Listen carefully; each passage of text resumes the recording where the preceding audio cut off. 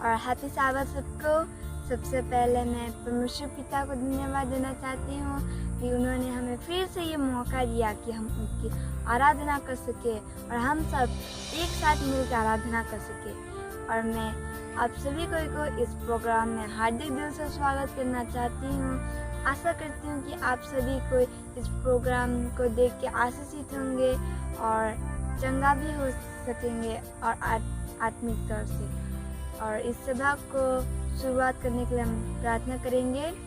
चलिए हम प्रार्थना करेंगे। स्वर्गीय महान दयालु महान प्रभु, आपको धन्यवाद देते हैं सारी चीज़ों के लिए जो आपने दिए हैं हमें, और आपको धन्यवाद देते हैं कि हमें पाप से बचाने के लिए हम अंधकार में पड़े थे, लेकिन जब आपने हमें अंधकार से निकाला और हमें बचाया और ज्योति में लाया। और प्रार्थना करते हैं कि इस समय जितने कोई भी देख रहे हैं उन्हें आशीषित कीजिए कि वे दूसरे कोई को बता सके अपने आशीषित के बारे में कि आपने उनके लिए क्या क्या किया है, और दूसरे कोई लोग भी अपना मन बदल सके और आपके पास आ सके और पश्चाताप कर सके। और प्रार्थना करते हैं जितने कोई भी कोविड पेशेंट है वे लोग के साथ रहिए। ये दुनिया में जितना भी दुख तकलीफ है वो सबको मदद सब कीजिए। और प्रार्थना करते हैं कि ये हमारे जो प्रोग्राम है उसे आगे बढ़ाने के लिए हमने जितने भी पापों को गुनाह किए हैं हमारे पापों को क्षमा कीजिए। ये छोटी विनती यीशु मसीह के नाम से मांगते हैं, आमीन। यीशु सहाय हैप्पी साबत सबको। जब कोई नहीं आता मेरे यीशु आता है, जब कोई नहीं रहता मेरे मसीह रहते हैं, मेरे दुख के दिनों में तो मेरे यीशु आते हैं, संकट के दिनों में भी मेरे मसीह रहते हैं। चलिए हम इस गाना को सुनते हैं।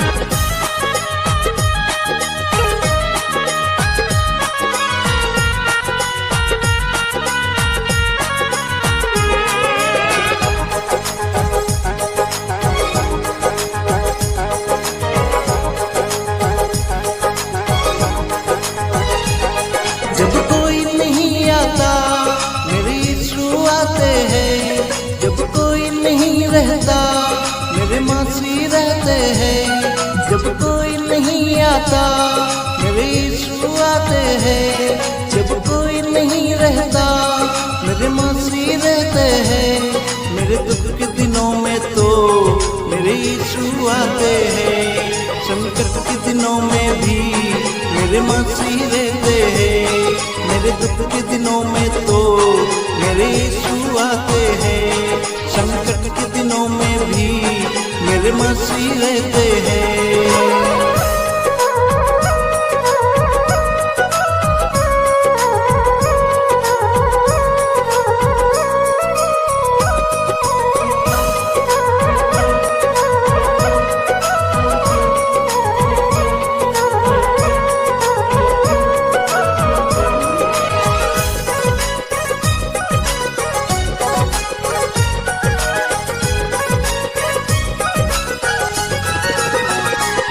मैं डरता नहीं किसी से, मेरे साथ रहते हैं। मैं प्यार करता हूँ मेरे महान यीशु से। मैं डरता नहीं किसी से, मेरे साथ रहते हैं। मैं प्यार करता हूँ मेरे महान यीशु से। संकट के दिनों में भी मेरे मसीह रहते हैं, संकट के दिनों में भी मेरे मसीह रहते हैं। मेरे दुख के दिनों में तो मेरे यीशु आते हैं, संकट के दिनों में भी मेरे मसीह रहते हैं।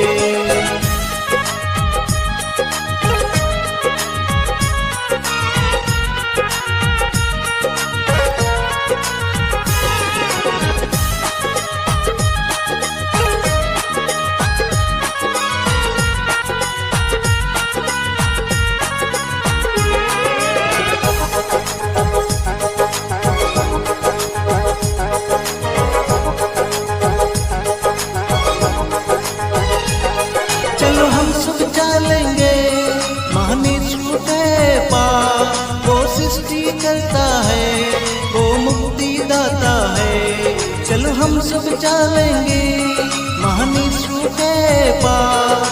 वो सृष्टि करता है, वो मुक्ति दाता है। संकट के दिनों में भी मेरे मसीह रहते हैं। संकट के दिनों में भी मेरे मसीह रहते हैं।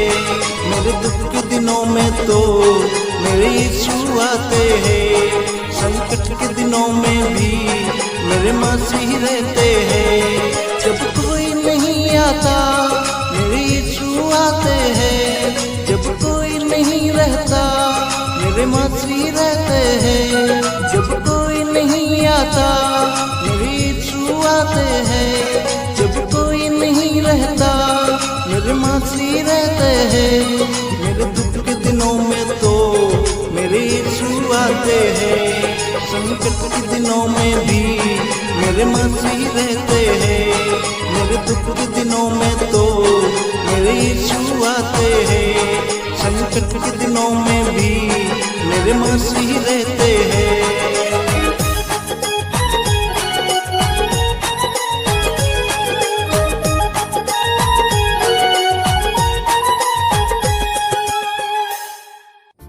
आप लोगों में से कितने कोई का दोस्त है? मैं आशा करता हूं कि आप सभी का दोस्त होंगे। किसी का एक, दो, अनेक। सच में दोस्ती एक अजीब किस्म का रिश्ता है जिसे हम ना तो अपने भाई बहन ना तो अपना माँ बाप से तुलना कर सकते हैं। दोस्ती एक इस तरह का रिश्ता है जिसे हम बहुत अजीब कहते हैं। क्यों? क्योंकि बहुत सारी ऐसी बात होती है जिसे हम अपने माँ बाप या भाई बहन से शेयर नहीं कर सकते, लेकिन दोस्तों के साथ जिस पर हम भरोसा करते हैं, विश्वास करते हैं, चाहे वो अच्छी बात हो, चाहे वो बुरी बात हो, चाहे वो सीक्रेट बात हो, हम सब कुछ उससे प्यार करते हैं। सच में ये दोस्ती जो है बहुत अजीब किस्म का रिश्ता है और शायद इसके बारे में हम सब ज़्यादा या कम महसूस किए हैं, अनुभव किए हैं अपने जीवन में। बाइबल में हम पाते हैं जब परमेश्वर ने अब्राहम को बुलाया और अब्राहम ने परमेश्वर की बातों पर विश्वास किया, उस पर भरोसा किया, और हम देखते हैं कि अब्राहम जो है परमेश्वर का मित्र कहलाता है। जैसे हम याकूब की किताब 2:23 में पढ़ते हैं और यशायाह का पुस्तक 41:8 में पढ़ते हैं। तो इस तरह से हम देखते हैं कि अब्राहम भी जो है परमेश्वर का मित्र कहलाता है। और हम बहुत अच्छे से वाकिफ है कि जोनाथन और दाऊद के दोस्ती के बारे में। जबकि जोनाथन का पिताजी साउल राजा जो है दाऊद को मरने के लिए ढूंढता फिरता रहा, लेकिन ये जोनाथन जो है अपना दोस्ती की वजह से दाऊद को बचाता रहा। सच में दोस्ती जो है बहुत अजीब किस्म का रिश्ता है। हम देखते हैं कि ये दोस्ती जो है किसी का प्राण बचाता है। और जब हम नए नियम में आते हैं, यीशु मसीह का भी दोस्त था और वो था लाजर, जिसको हम पढ़ते हैं यूहन्ना का 11:11 में कि यीशु मसीह का दोस्त जो है लाजर था। और इस तरह जो है दोस्ती सच में हम सबका जीवन में हम दोस्ती को अनुभव किए। आज मैं आप लोगों की एक कहानी बताना चाहता हूँ जिसे हम पाते हैं मरकुस 2 अध्याय में। वहाँ भी 4 दोस्त के बारे में, 4 मित्र के बारे में हम लोग पाते हैं। एक दिन की बात है कि यीशु मसीह जो है कफरनहूम में आया हुआ था। किसी घर में जो है परमेश्वर का वचन सुना रहा था। और ऐसे ही जो है ये परंपरा थी कि यीशु मसीह के चेले जब यीशु मसीह वचन सुनाते थे तो आसपास में बैठे हुए थे और बहुत से लोग जो है दूसरे जगह से भी आए हुए थे। और कहा जाता है कि कोई व्यवस्थापक फरीसियों ने भी यरूशलेम से आए हुए थे। इस ताक में लोग आए हुए थे कि किस बातों पर यीशु मसीह को दोषी ठहराया जाए और उसे मार डाला जाए। तो बहुत से लोग जो है अलग अलग उद्देश्य से यीशु मसीह के पास आया करते थे। और उसी गांव में एक लकवा से ग्रसित इंसान था। और तब उस गांव में ये भी हम पाते हैं कि 4 दोस्त जो यीशु मसीह के बारे में अच्छा से जानते थे, यीशु मसीह के बारे में विश्वास करते थे, यीशु मसीह का शिक्षा से वो लोग वाकिफ थे और लोग बहुत से चंगाई को देखे थे। और तब उन्होंने जो है निर्णय लेता है कि चलिए क्यों ना हम इस लकवा से ग्रसित व्यक्ति को यीशु मसीह के बारे में बताए, उसके पास हम ले जाएंगे तो ये इंसान भी स्वस्थ हो सकता है। और तब ये जो लकवा से ग्रसित था वो इंसान बहुत सारे डॉक्टरों को, बहुत सारे वैद्यों को दिखा चुका था, लेकिन तब उसका हम लोग यही बता दिया कि वो लाइलाज है। और फरिसियों के पास भी गया था, लेकिन उन्होंने भी एक करार दे दिया था कि ये बीमारी जो है आपका पाप की वजह से हुआ था, इसलिए इसका कोई भी इलाज नहीं है। और एक व्यक्ति जो है बहुत निराश में डूबे हुए थे। और तब अभी 4 दोस्त जो है मिलकर आते हैं, उन ग्रसित व्यक्ति को जो है बताते हैं कि यीशु मसीह के बारे में, यदि आप उसके पास जाएंगे, पहुंचेंगे तो आप शारीरिक रूप से स्वस्थ हो सकते हैं।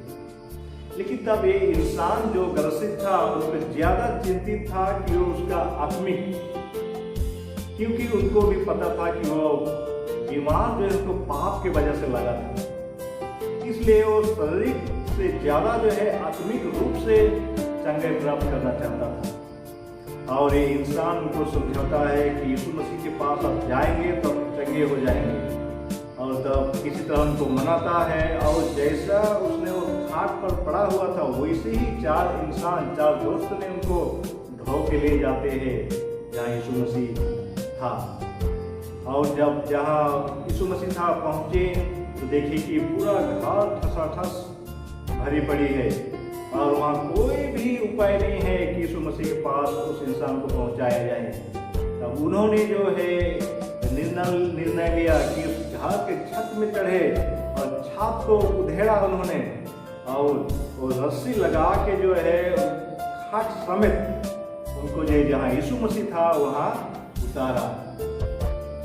और जब उन्होंने उस इंसान को यीशु मसीह के सामने उतार दिया, और तब यीशु मसीह उन 4 को विश्वास को देखता है, उन 4 दोस्तों को विश्वास को देखता है, और वो जो ग्रसित व्यक्ति को देखते हुए कहता है कि तेरा पाप क्षमा हुआ।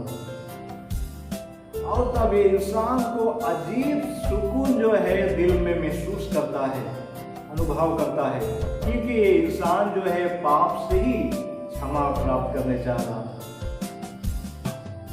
और तब ये इंसान जो है अजीब सुकून, आप जो है इंसान जीने के लिए भी तैयार था, मरने के लिए भी तैयार था, क्योंकि उसको पाप से क्षमा मिल चुका था।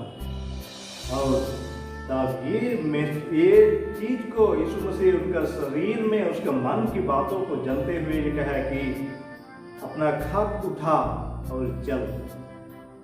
और तब इंसान अपना खट उठाता है और चल देता है। ये कहानी से हम लोग यही सीखते हैं कि ये 4 दोस्तों का विश्वास की वजह से ये इंसान जो है ठीक होता है। ये 4 दोस्तों उनको मदद किया यीशु मसीह के पास आने के लिए। और ये आप जानते हैं कि यदि वो इंसान यीशु मसीह के पास नहीं आता तो हमेशा के लिए वो खो जाता, हमेशा के लिए परमेश्वर के परिवार से अलग हो जाता। लेकिन ये 4 दोस्तों की वजह से फिर से एक बार उस इंसान को परमेश्वर के परिवार में शामिल होने के लिए मौका मिलता है। मेरे प्यारे दोस्तों, हम सब का भी यही कर्तव्य है कि हम सब भी, जितने भी हमारे दोस्तों हैं, हम सब मिलकर जो है लोगों को यीशु मसीह के पास लाने के लिए काम करें, क्योंकि यीशु मसीह हमारे लिए उसका यही उद्देश्य है। आप लोग जानते हैं कि मैं आप लोगों के सामने एक बाइबल, 2 बाइबल वर्ष पढ़ना चाहूँगा, और ये इतना आपको प्रेरित करेगा कि आप शायद अचंभित होंगे। ये मिलता है यूहन्ना का 15 अध्याय का 13 और 14। यह इस प्रकार से लिखा है, इससे बड़ा प्रेम किसी का नहीं कि कोई अपने मित्र के लिए अपना प्राण दे। इससे बढ़कर प्रेम कहाँ मिल सकता है कि जो अपने मित्र के लिए प्राण दे सकता है। और मित्र कौन है? यीशु मसीह। और मित्र कौन है? यीशु मसीह, जो आपके लिए, जो मेरे लिए प्राण दिए। यदि हम 14 वर्ष में पढ़ते हैं, यहाँ इस प्रकार लिखा, जो आज्ञा मैं तुम्हें देता हूँ यदि उसे मानो तो तुम मेरे मित्र हो। तो यीशु मसीह यहाँ साफ कहता है कि यदि हम उसका आज्ञा को, उसका आदेश को मानते हैं तो हम उसका मित्र कहलाएंगे। मेरे प्यारे दोस्तों, यीशु मसीह हम सबको जो है मित्र कहता है, दोस्त कहता है। क्यों? क्योंकि वो हमें सारे बातें जो है खुलकर बताता है परमेश्वर के राज के बारे में। वो हमें दास नहीं कहता है, क्योंकि दास नहीं जानता कि उसका स्वामी क्या करता है। इसलिए यीशु मसीह हमें मित्र कहता है और वो हमें सारे चीजों को परमेश्वर के राज के बारे में खुलकर बताता है। और उसका आज्ञा यही है, जिसे हम मत्ती 28 अध्याय का 19 और 20 में पढ़ते हैं कि जाओ और लोगों को मेरे लिए चेला बनाओ। ये जो है उसका आज्ञा है, उसका आदेश है। यदि आप यीशु मसीह का मित्र बनना चाहते हैं, यीशु मसीह का दोस्त कहलाना चाहते हैं, तो उसका आदेश को पालन करेंगे, उसका आज्ञा को मानेंगे। उसका आज्ञा यही है दोस्तों कि हम लोगों को यीशु मसीह के पास लेके आए और उस अनंत जीवन जो यीशु मसीह से मिलता है उसको हम उसको दिलाए। आपका किस प्रकार के दोस्त है? क्या आपको यीशु मसीह से दूर ले जाता है?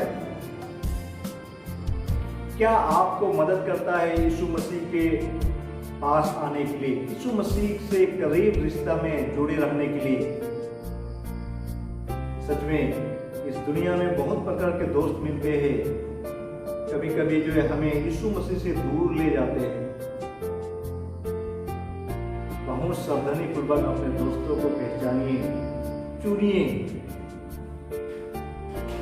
तो चलिए हम लोग ऐसा दोस्त को चुनेंगे, ऐसा दोस्त से दोस्ती करेंगे जो कि हमें यीशु मसीह के पास आने के लिए सहायता करेंगे। चलिए हम सब मिलकर लोगों को यीशु मसीह के पास लेके आएंगे और हम यीशु मसीह का दोस्त मित्र बने रहेंगे। परमेश्वर आप सबको आशीष देंगे। आमीन। चलिए हम लोग अगले गीत सुनेंगे कि मेरा एक ही मित्र, और वो कौन है? यीशु मसीह। चलिए हम उस गाना को सुनेंगे।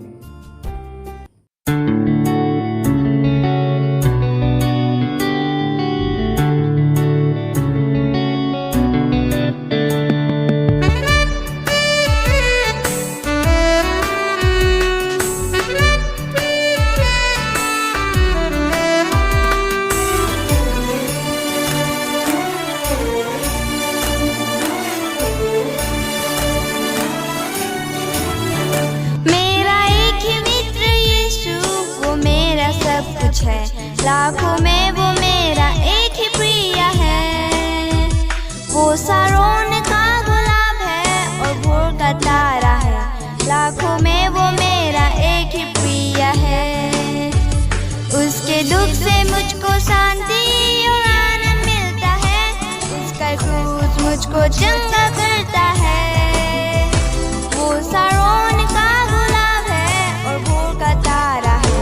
लाखों में वो मेरा एक ही प्रिय है।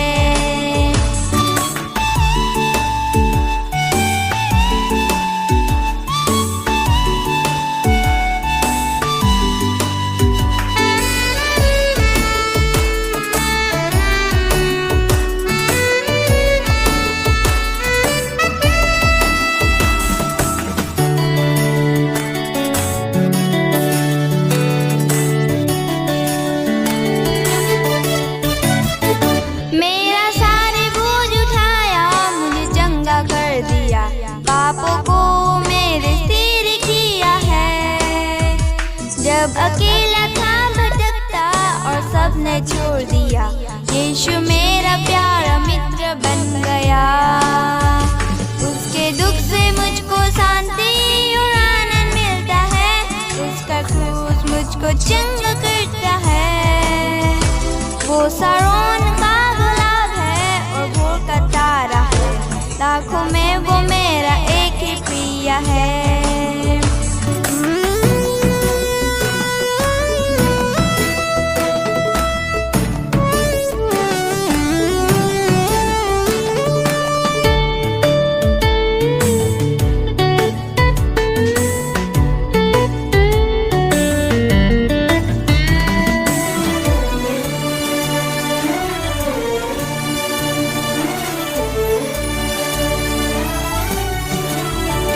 अब मैं जीवन भर उसी की महिमा करूँगा, हाथ उठाकर उसकी स्तुति करूँगा। यीशु के लिए जीऊँगा और उसमें मरूँगा, अब वही मेरी एकमात्र आशा है। उसके दुख से मुझको शांति और आनंद मिलता है, उसका क्रूस मुझको चंगा करता है। वो सारोन का गुलाब है और भोर का तारा है, लाखों में वो मेरा एक ही प्रिय है। मेरा एक ही मित्र यीशु, वो मेरा सब कुछ है, लाखों में वो मेरा एक ही प्रिय है। वो सारोन का गुलाब है और भोर का तारा है, लाखों में वो मेरा एक ही प्रिय है। उसके दुख से मुझको शांति और आनंद मिलता है, उसका क्रूस मुझको चंगा करता है। वो सारोन का गुलाब है और भोर का तारा है, लाखों में वो मेरा एक ही प्रिय है। लाखों में वो मेरा एक ही प्रिय है, लाखों में वो मेरा एक ही प्रिय है। आशा करती हूँ कि सबको इस गाना और वचन से आशीषित हुए होंगे। और इस सभा को अंत करने से पहले के लिए हम प्रार्थना करेंगे। Dear Jesus, thank you for this beautiful day that you have given us to see. Thank you for your grace and protection that you have shown upon us. Help us to become good followers of God and be in your way. As we have come to worship God, forgive us and mistakes. Those who have participated in this program, bless them and guide them. And those who have not participated also, bless them also. Especially now, Lord, forgive us sins and mistakes. We pray, I ask in Jesus' name. Amen.